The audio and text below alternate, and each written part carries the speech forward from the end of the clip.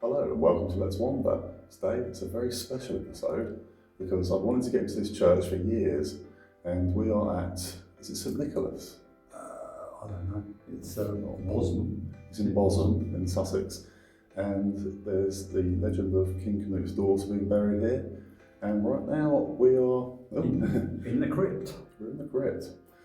We crept into the crypt. Which is pretty amazing. So, with all this being said, let's wander. About 4 miles in the westerly direction from Chichester on an arm of the sea stands Bosham, a place well known to fame, the country round, except where the undulating lines of the South Downs stretch, is flat but still not wanting in characteristic beauty. It is hardly necessary for us to say, perhaps, that the locality in summer months is packed with artists, though strangely enough, few photographers visit. The first record of Bosham is, however, given by the Venerable Bede, AD 735, who relates that the whole of the province of the South Saxons were strangers to the name of faith and of God, and that when St Wilfrid of York arrived among them in AD 681, he found there a certain monk of the Scottish nation, whose name was Deacle.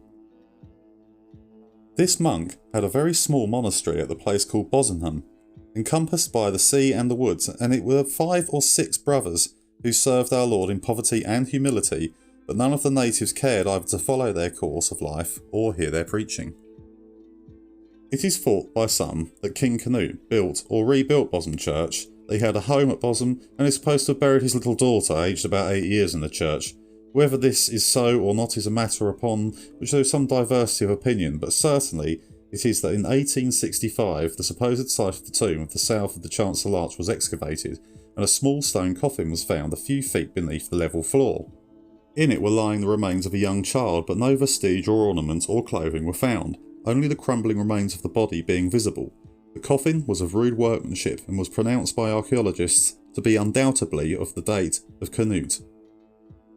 The corpse measured 3 foot 9 inches in length. After being exposed to view for several weeks, the coffin with its contents were replaced at the spot which is now marked by a memorial stone placed there by the children of the parish in 1906, and a coloured tile bearing the Danish raven.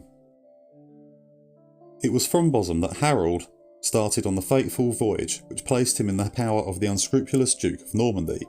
This and succeeding events terminating in Harold's death at the Battle of Hastings are depicted on the famous Bayeux tapestry, still preserved in Bayeux Cathedral. In the days of Northmen, a band of pirates under Wulf, the son of Svein, came up the creek in search of plunder, their object being to pillage the church and carry off the famous tenor bell. This they did in spite of the lamentations and prayers of the monks and inhabitants, placed it on board their ship and dropped down the channel with the ebbing tide. But by the intervention of St Nicholas, the Christian bell refused to remain in such pagan hands, and sank through the deck and hold of the vessel into a deep hole in Bosham Creek, now known as Bell Hole, to the great astonishment of the pirates.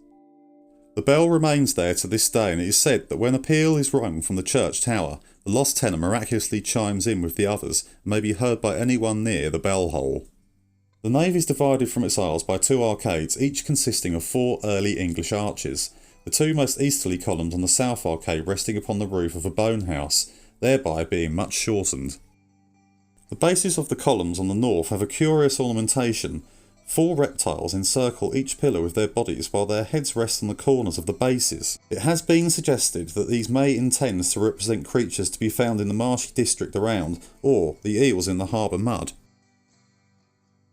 Most of them are mutilated, and many of the heads have disappeared. One column has 3 creatures well preserved, through the 4th has merely a later piece of carving in place of its head. It is likely that the nave was originally Saxon, but with the addition of the aisles at a later period, it has been altered out of recognition as such.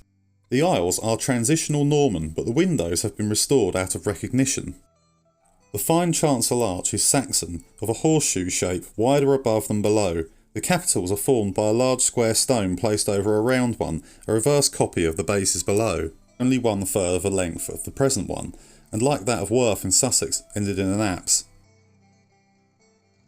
At the end of the south aisle is the ossuary or bone house, being some 5 feet above the floor, or the nave as many below. Access is gained by a flight of stone steps, and the interior has a fine vaulted roof.